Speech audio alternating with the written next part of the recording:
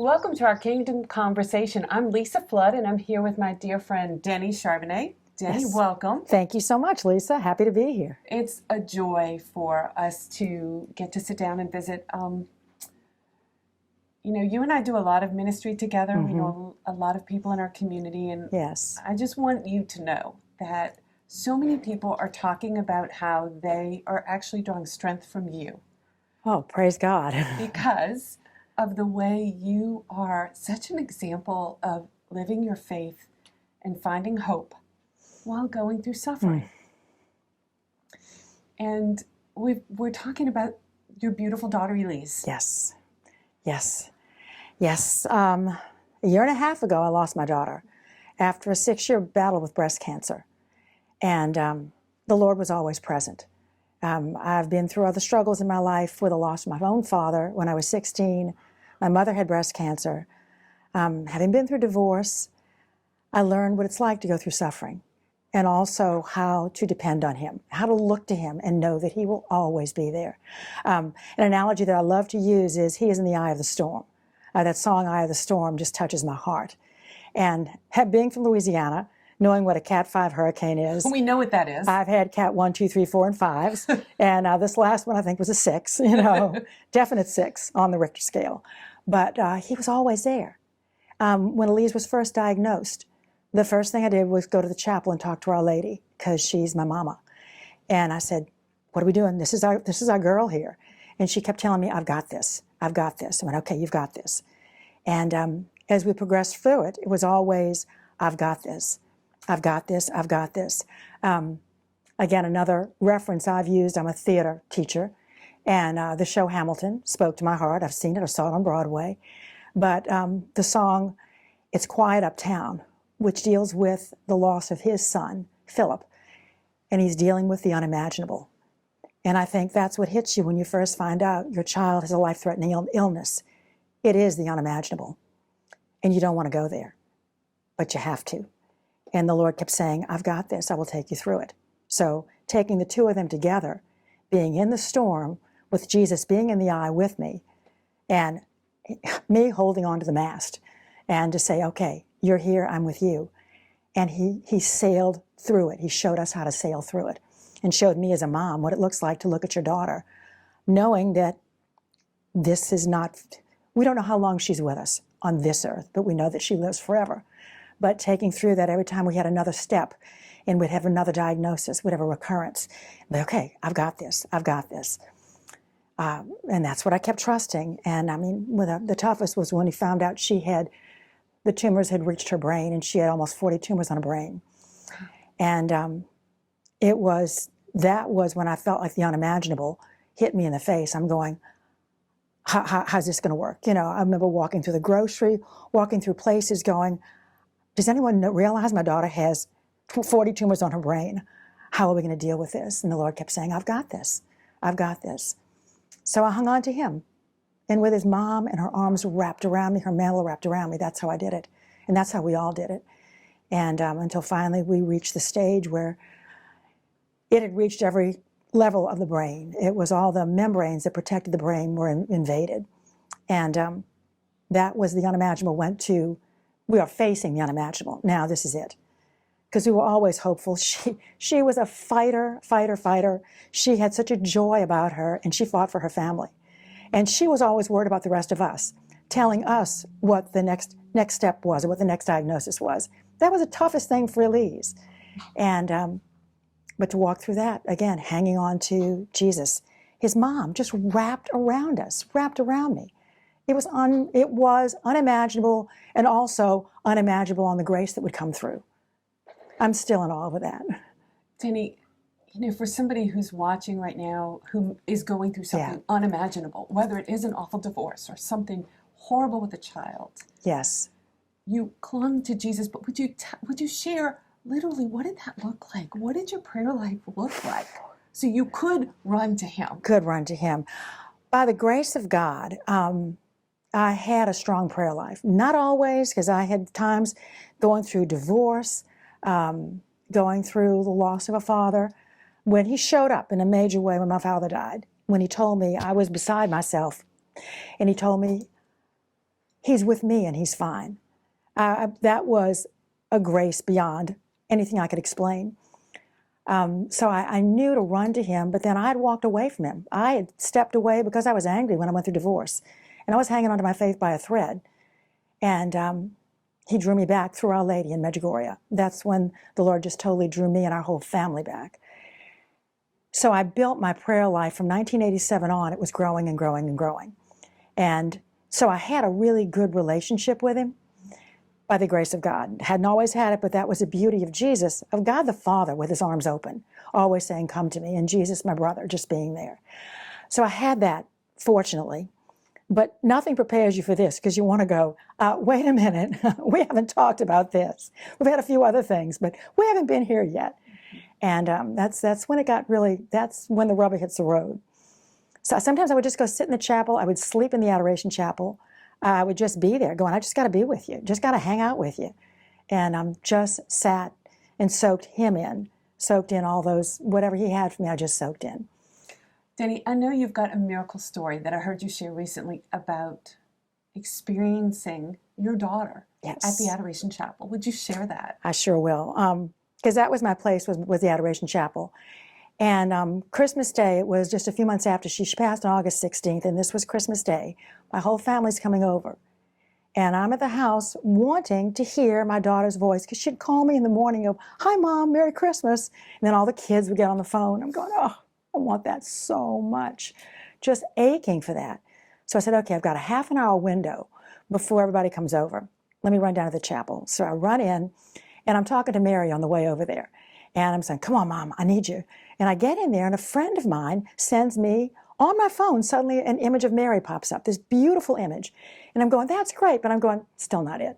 So I'm sitting here, I got a half an hour, and I am whining. I'm telling Jesus how I feel. I'm saying, look, that was beautiful. I love that, but I need more. That wasn't enough, Jesus. No. Oh, I spent a half an hour whining. Finally, I said, okay, I got to go back. I got to put food in the oven, put my coat on, and I'm kneeling down and just telling God, this is your last shot. I'm giving you your last shot. And then all of a sudden, literally, Elise is next to me.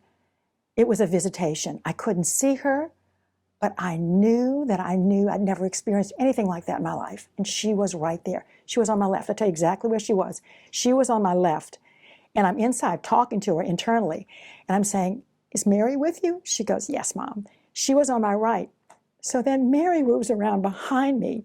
And I said, Lee's a mom and dad here. Is Pick here? That's what she called my mom, that she was real close to. And she said, yes. Well, when Mary moves, my mom and dad jump in. They're right next to me, right next to me.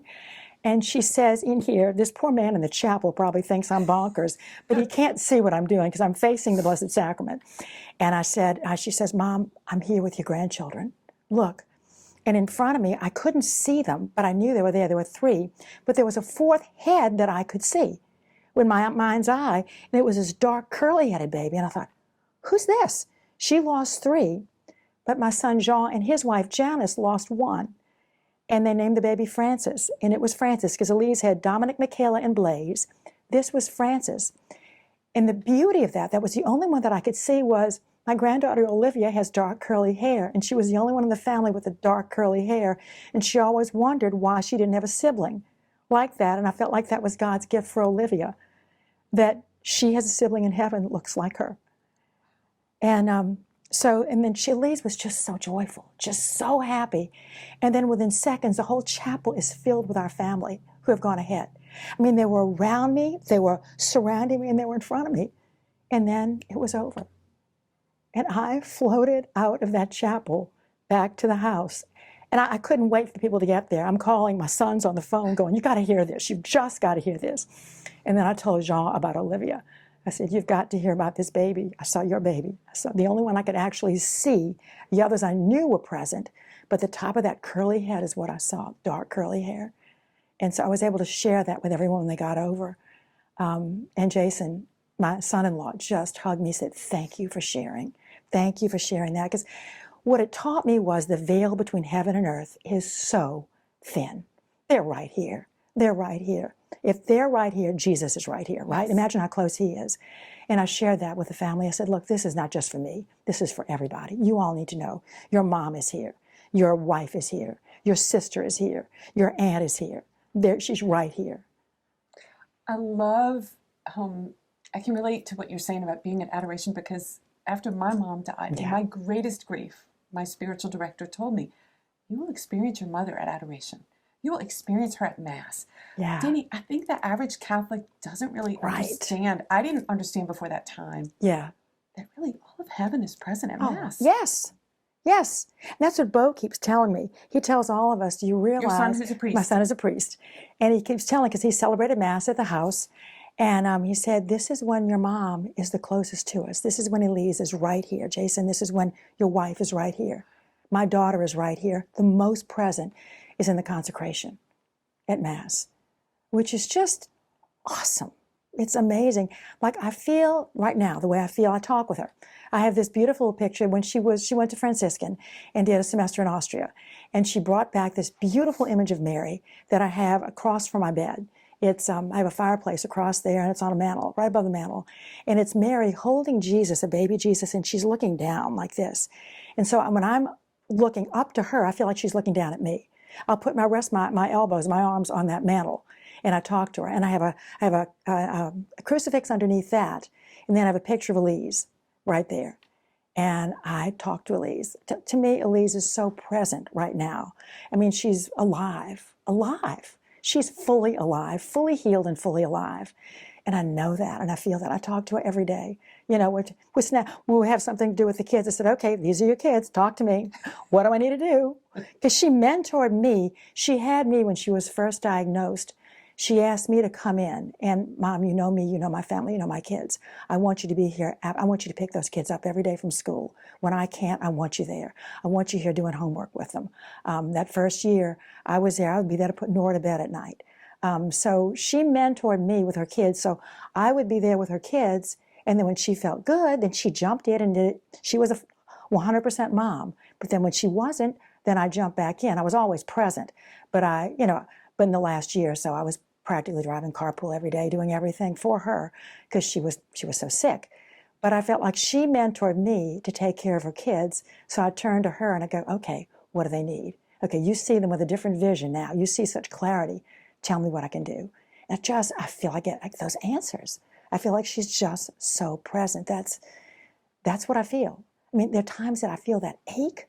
Oh my gosh, yes. Somebody will send me a picture out of the blue, and suddenly it was Elise and me. Someone did this about 2 weeks ago, and I went, ugh. It takes your breath away sometimes. Took my breath away. Yes. Took my breath away. And okay, that we was just walking through that, hanging on to Jesus. My daughter-in-law, Janice, mentioned to me when we were going through, when Elise was in hospice, that's when the grace was just so overwhelming. When she was in hospice, if anyone had told me a month before that I would be able to handle that, I would have said absolutely no. But the Lord the grace was tangible. And Janice said, what I see is, I got an image of you hanging onto the cross, and Mary's arms are around you, but she's holding you, she's scooping you up, and she's holding you. And it was just, and she says, you're birthing Elise into heaven, because it was so painful to watch your daughter die, to watch her pass on. It was so painful.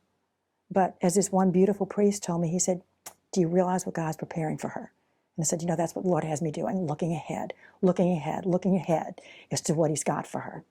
You hold on to that hope. So always. Beautifully. I mean, Denny, the whole time, the whole family, the whole community, people around the world were praying for her. I know. We were praying for the miracle of the earthly healing. Yes. But sometimes God's plan is different. God's plan is different. The verse I've always had is Jeremiah 29:11. I love that one. That one too. You know all the plans I had for you. And I always thought, well, that means she's going to be healed. And then after she passed, because he gave me the same word, because as she was taking her last breath, we were all in the room with her.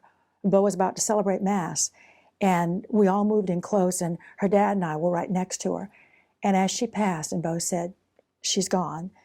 And I heard the Lord said, but she's with me, and she's fine. Same words he gave me from her mom. So, and I spoke that out to everybody. I said, gosh, she's with him. She's with Jesus.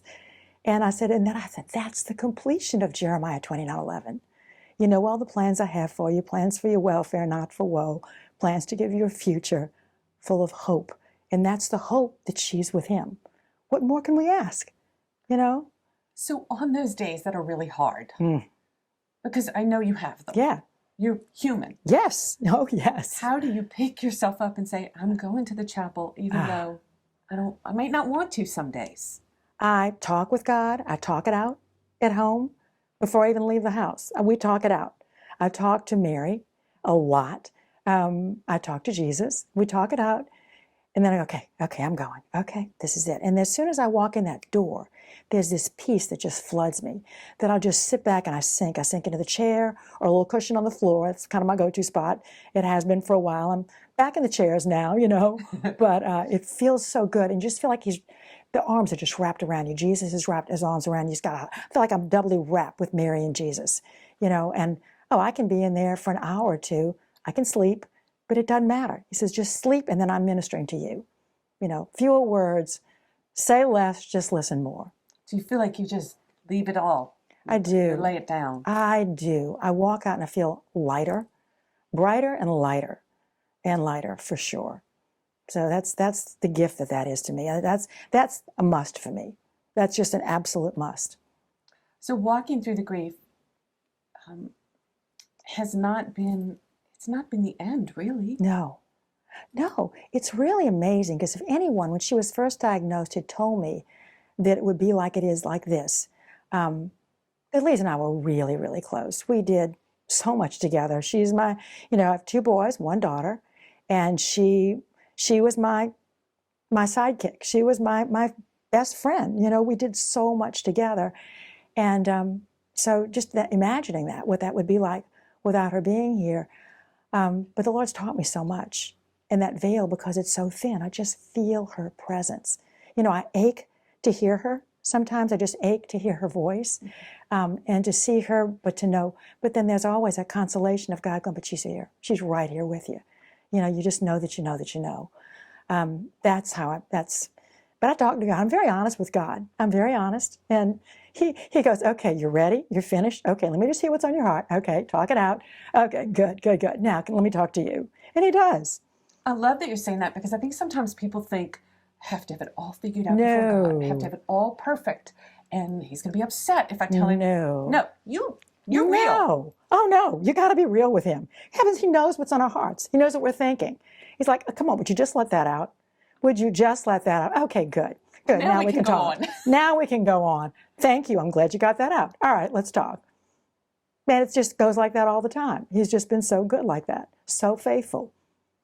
What would you say to somebody who says, I have no idea how I can get where she is, who's watching saying, that's incredible. I want that faith, but I don't have it. You have to take baby steps, take one step at a time. I was not always where I am now. My faith grew and my trust in God grew. My relationship with Mary grew and with Jesus. I wasn't always here. But he kept inviting. And every time I take a little step, it encouraged me. And sometimes I take a little step forward and 10 steps back. And go, that's okay, I'm here, I'm waiting for you.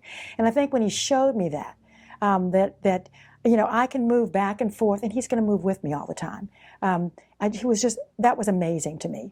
Because I always thought, boy, if I got angry, then that's it. You're just closing the door. You'll be done with me. You'll be done. You're done with me. Because that's human.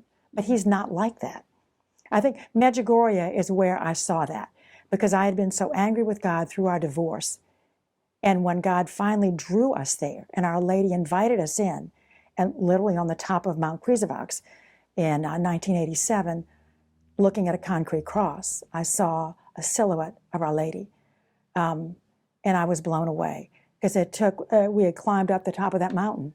And not everybody saw the same thing. Bo saw one thing, my son Bo. Elise saw something else. Jean, my son Jean, saw something else. And this is what I saw. I saw that image. And it took me 6 hours to get back down that mountain because it took like 2 hours to climb up. Bo bolted ahead, Jean went ahead, Elise and I stayed together. And it took me that whole night to sit and process that I put up a wall with you because I thought you hadn't helped me with this divorce. It shouldn't have happened. And I realized, humanly, we make our own mistakes, but you loved me through it. And you allowed me to see this image of your mom in spite of my anger. How is that? He blew me away. I was blown away. And that's when I started taking my baby steps back, really into my faith, because I've been hanging on to it by a little thread. saying, okay, I'll do this, but. That's the way we work We it all sometimes. do. We all do.